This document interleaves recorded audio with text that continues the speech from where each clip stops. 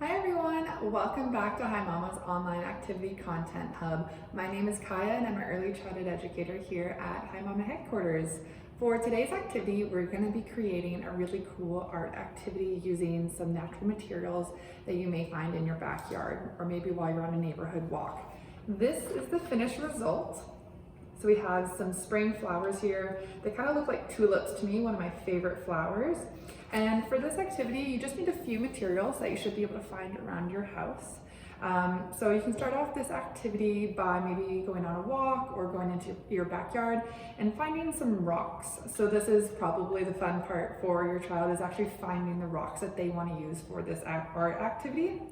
Most of the rocks I found, I made sure they had one flat edge, because that's what we're going to be using to actually stamp them onto our paper.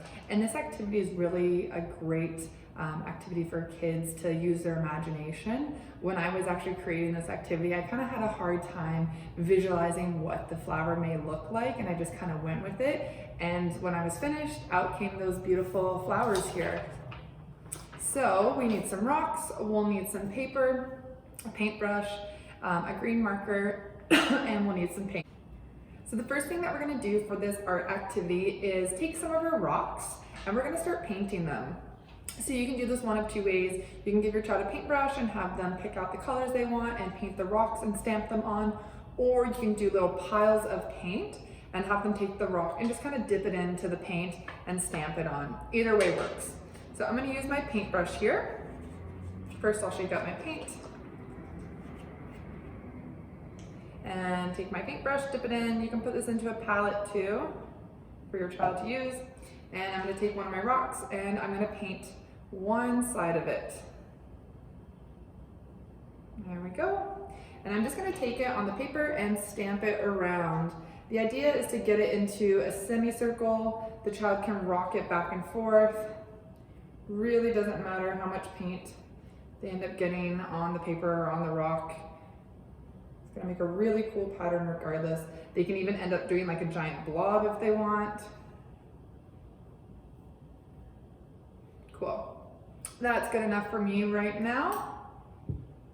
And then what I'm eventually gonna do is fill out my paper here with lots of little blobs.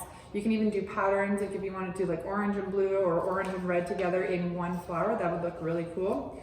Once your child is happy with all the little blobs that they have, you're going to take a green marker, and they can do this part as well. And we're going to draw a stem from the bottom, just the bottom of the flower to the bottom of the page. And then we're going to draw a couple leaves on the side of the stem. There we go. And we have one of our flowers. And eventually, when they fill the page, it could look something like this. Really cool, huh?